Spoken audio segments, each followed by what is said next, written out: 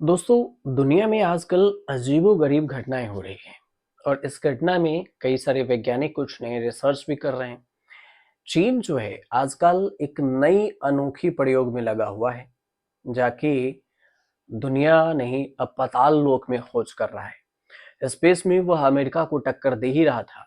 अब उसने समुद्र की गहराइयों में ऐसा काम किया कि पूरी दुनिया चमत्कृत हो गई। दरअसल चीन साउथ चाइना सी में 6560 फीट नीचे डीप सी स्पेस स्टेशन बना रहा है। और वैसे तो उसने इसका मकसद समुद्र की गहराइयों में छिपे खजाने की खोज करना है, लेकिन इसकी कीमत जानकर आप भी हैरान हो जाएंगे कि आखिर इसकी कीमत क्या है। आपको इस वीडियो में स्पेस स्टेशन की एक एक बात बताने जा रहे हैं जो समुद्र के नीचे चीन ने बनाया है। चीन का जो डीप सी स्पेस स्टेशन है समुद्र तल से 2000 मीटर नीचे है होगा। ये बात अभी सामने आई है नहीं, बन रही है अभी। इसमें एक साथ 6 साइंटिस्ट एक महीने तक रहकर काम कर पाएंगे। 2030 तक ये स्पेस स्टेशन काम करने लगेगा। 2030 में ये बनकर तैयार हो जाएगा।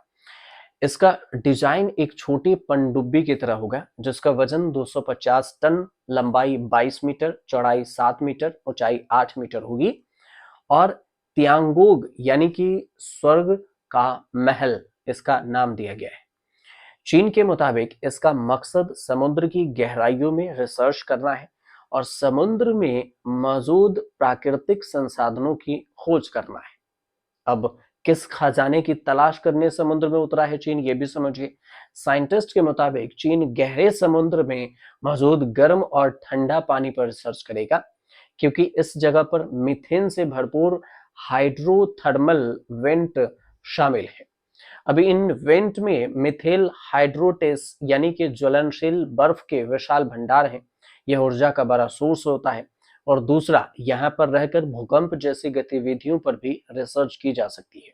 और इतना ही नहीं, अगर जमीन के अंदर कोई देश हलचल करने की कोशिश करेगा, जैसे कोई परमाणु परीक्षण करने की कोशिश करेगा, तो उसका पता पहले ही चल जाएगा। यहाँ पर सुनामी के बारे में भी घंटों पहले इसकी सूचना मिल सकेगी कि ऐसी कोई सुनामी आने वाली है। सवाल ये कि आखिर हाइड्रोथर्मल वेंट क्या है, ये समझना जरूरी है। हाइड्रोथर्मल वेंट की अगर बात करें तो समुद्र तल पर स्थित क्रैक्स से निकलने वाले गर्म पानी के सोर्स होते हैं जो समुद्री हलचल के कारण ही बनते हैं।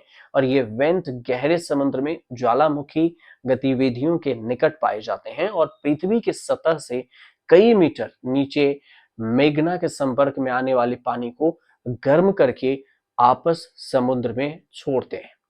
तो ये हाइड्रोथर्मल वेंट की बात है।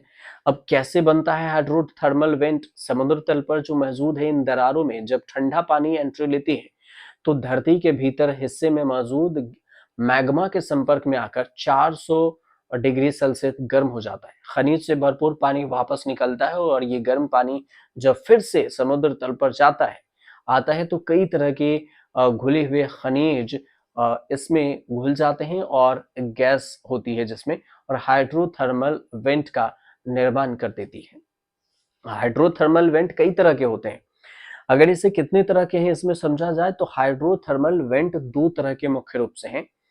ब्लैक स्मोकर, और यह गहरे समुद्र में पाया जाता है। इससे निकलने वाली पानी बहुत गर्म, लगभग 350 से 400 डिग्री सेल्सियस होता है। और सप्लाइड खनिज अधिक होते हैं इसमें, जिससे यह काले धुएं जैसा भी दिखता है। दूसरा व्हाइट स्मोकर होता है।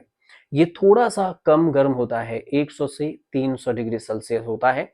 और इससे निकलने वाले जो पदार्थ हैं उनमें कैल्शियम और बैरियम ये अधिक होते हैं, जिससे यह सफेद रंग का भी दिखाई देता है।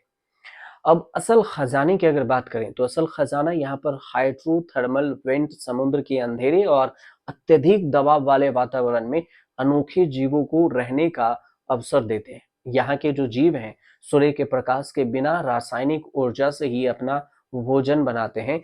और इन वेंट्स से निकलने वाले पदार्थों में सोना, चांदी, तांबा, जस्ता आदि जो मूल्यवान कीमती बेशकीमती धातु हैं वो पाए जाते हैं। वैज्ञानिक मानते हैं कि बृहस्पति के चंद्रमा